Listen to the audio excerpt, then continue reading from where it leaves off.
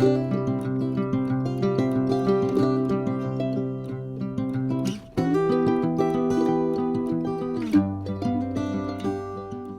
guys, welcome back to Mojo Homestead. We are having another boys weekend. No girls. They are at their third and final dance competition and doing great. I am so proud of them. They've gotten some really good awards and doing a good job. We are getting some really cold weather this weekend, and we have got to protect our crops. We're really hoping that we can save them because we normally don't get temperatures like this late in the year. And because we warmed up to 80s, which we normally don't get temperatures that high this early in the year, everything really started going into bloom and full force growing. And now we're dropping down into the 20s. So, yeah, not good, right? What happens when things start to flower and it gets that cold, Joe? They will die. They will die. And all our peaches and all of that stuff. So, we're going to go out. We're going to get them covered. Just kind of a revealing behind the scenes. Recording this segment on Sunday morning. We did everything else yesterday. And so we are in the midst of the really cold morning. So fingers crossed, all of our covering that we did worked. I will give you an update later in the week. As we know, sometimes it does take longer than that to really find out how well we did with covering it and saving everything. But hey, we'll see. If you guys like this stuff, give it a thumbs up. Subscribe if you haven't already. And as always, we love for you to leave comments. We love interacting with you guys because we really do appreciate you. And we really do thank all of you for watching and following along with us on this crazy homesteading adventure. So Joe, you said you wanted to go first. What is your high and low for the week? Going to the museum.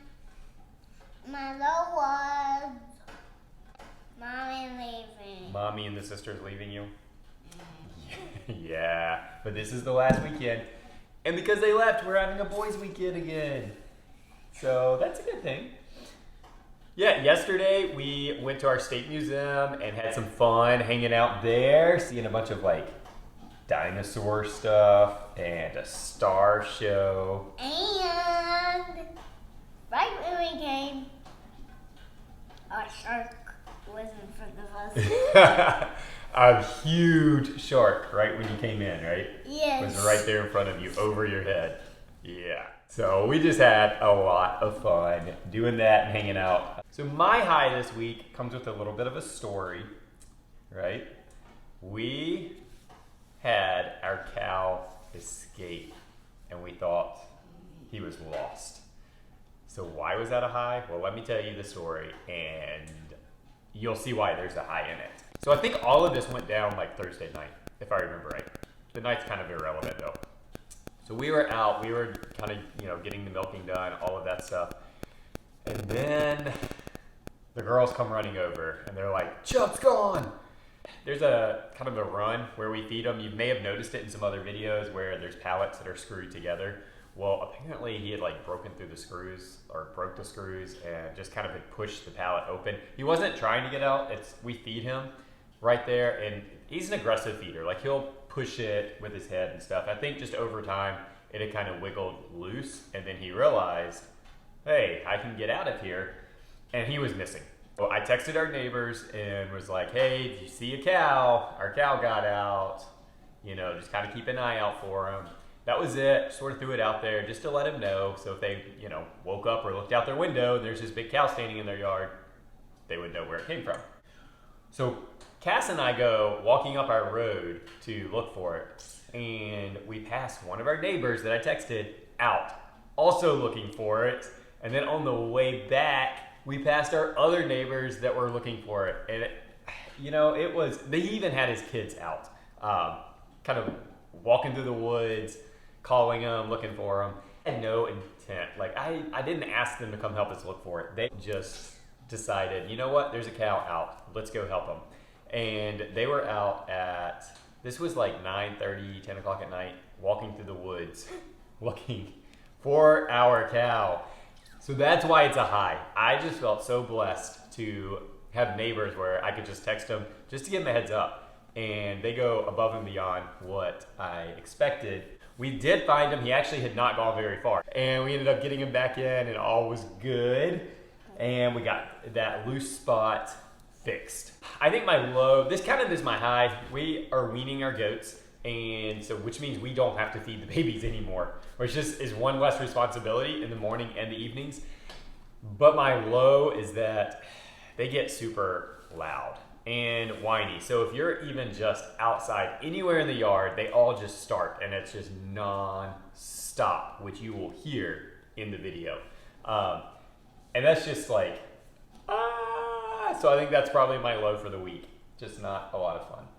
As I mentioned, it is really cold this weekend, and we are going to go show you guys how we tried to protect everything, and hopefully we were successful. So one thing that is not going to be shown is we've got that little greenhouse outside where all of our seed starts are, and they are doing wonderful. But we had to bring them all back inside. They're going to have to be inside for probably 2, maybe 3 days. So I'm really hoping that they don't get too leggy. We don't have grow lights. We've got a lot of windows in our house, but we do not have grow lights. And they will tend to get leggy if we cannot get them in direct light. So I think I might be able to move those out today because we are supposed to hit mid-50s. Probably have to move them back in tonight because we're going to be down in the 30s again.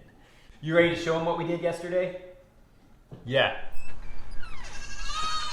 Okay, so as we mentioned before, winter has come back with a vengeance for 2 days only, thankfully. But tonight it's supposed to get down to, I think, like 26 degrees, which is detrimental to our fruit harvest.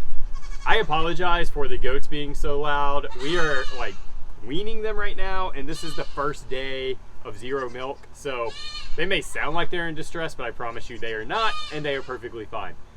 But winter, yes, winter is coming in. The temps have already dropped. It is only like 10:30 in the morning, maybe 11 o'clock, I don't know. But it's already colder than it was this morning when the sun came up.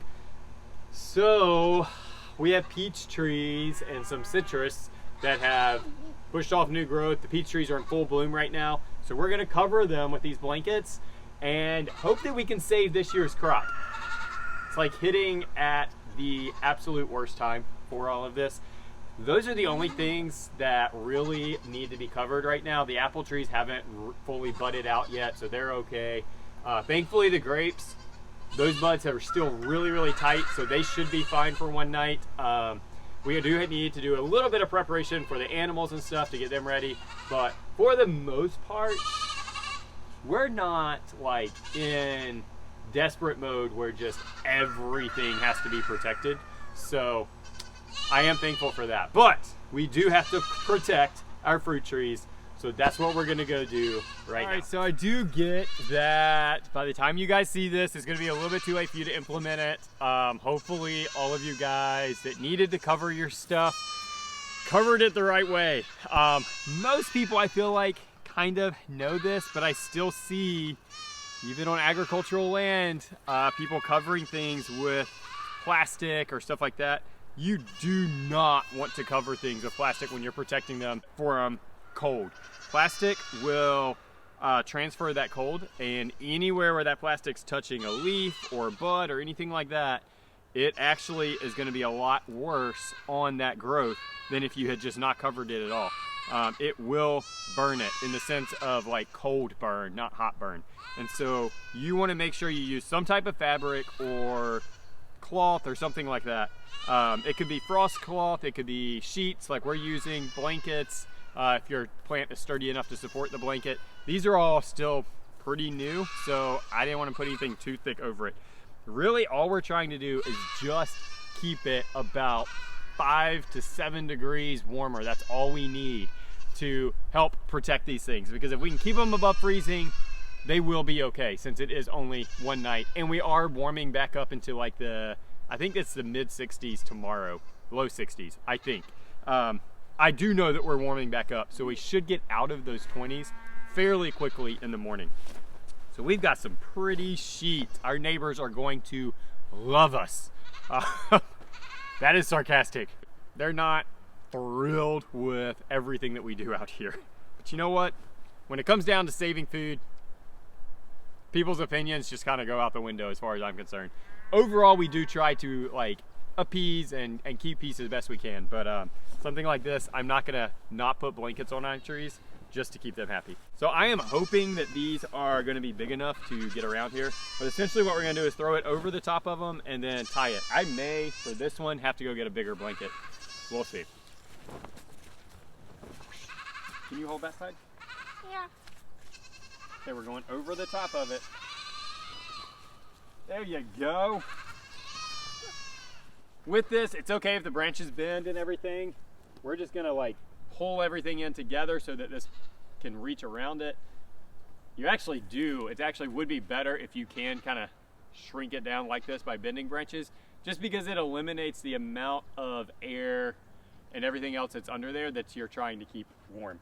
By doing this during the daytime, the sun is supposed to come out this afternoon, so it should help to warm up in here, almost like a little greenhouse effect. And then hopefully this sheet will be able to hold some of that warmth in there and maybe keep it like 10 degrees warmer than the outside.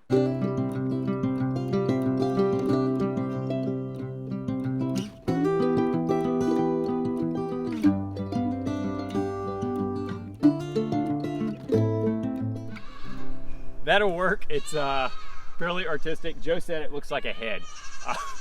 They do kind of look like a big balloon. We don't have to worry about wrapping down here so much. There's a little bit of a risk, since sap has started flowing in these things, that it could freeze that sap and bust it down there. So I may come back and wrap it with something, but really the biggest thing is the top. That is what is so susceptible to this cold weather that we're gonna get in overnight. Are you cold? Why don't you go put a coat on? This morning he was fine, but now it's definitely colder. I think we're down in the 40s now. So, farm kids. Let's go knock out those others.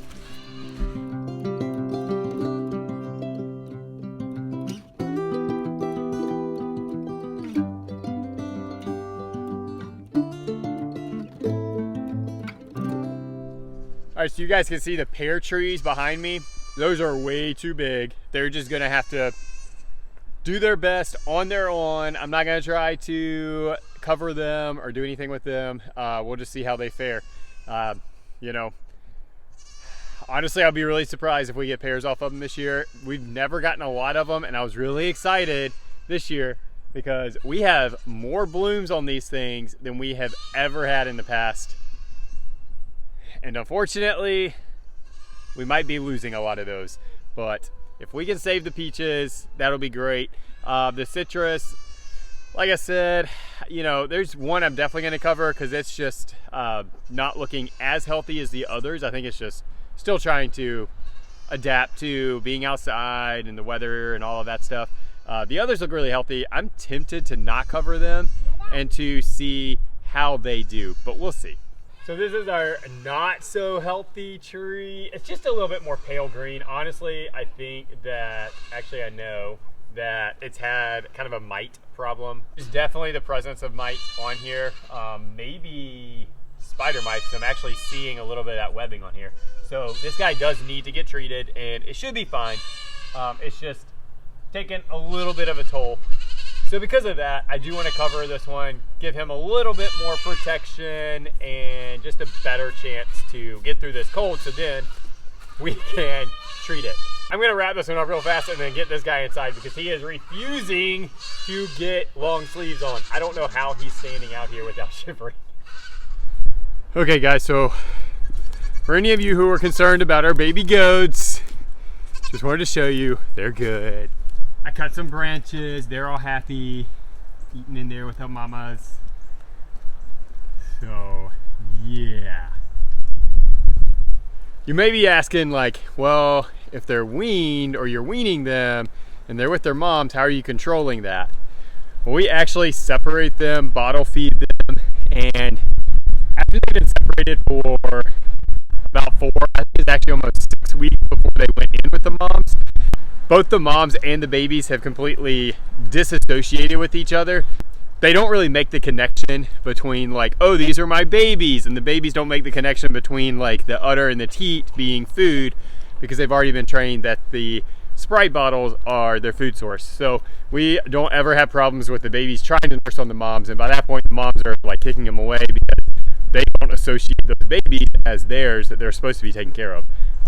It's just kind of one of those things, you know. I know it's mixed opinions on that, but when you have animals for milk, your ultimate goal is to get milk from those animals, and so that's just how we choose to do it.